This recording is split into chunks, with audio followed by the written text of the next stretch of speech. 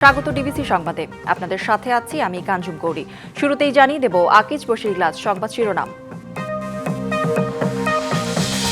কাতারের royal air অ্যাম্বুলেন্সে সোমবার দেশে ফিরছেন বেগম খালেদা জিয়া। বিমানবন্দরে সংবর্ধনা দেবে বিএনপি। নেতাকর্মীদের যানজট সৃষ্টি না করার আহ্বান। রাষ্ট্র পুনর্গঠনের রাজনৈতিক দলগুলোর ছাড় আশা করে ঐক্যমত্য কমিশন। নির্বাচন নিয়ে সরকারের মাথা ব্যথা না থাকা দুঃখজনক বলছে বিএনপি।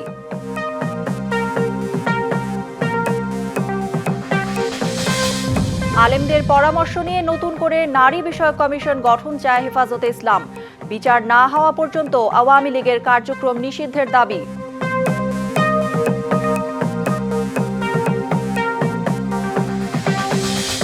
যথাসময়ে ব্যাখ্যা না দিলে গণহত্যা মামলার আগেই আদালত অবমাননার দায়ে দণ্ডিত হতে পারেন শেখ হাসিনা।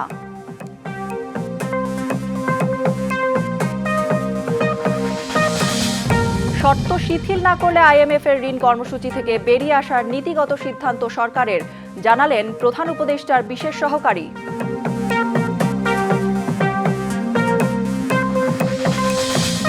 এবং ভারত যুদ্ধ চাপিয়ে দেওয়ার চেষ্টা করলে কঠোর জবাব দেওয়ার হুঁশিয়ারি পাকিস্তানের।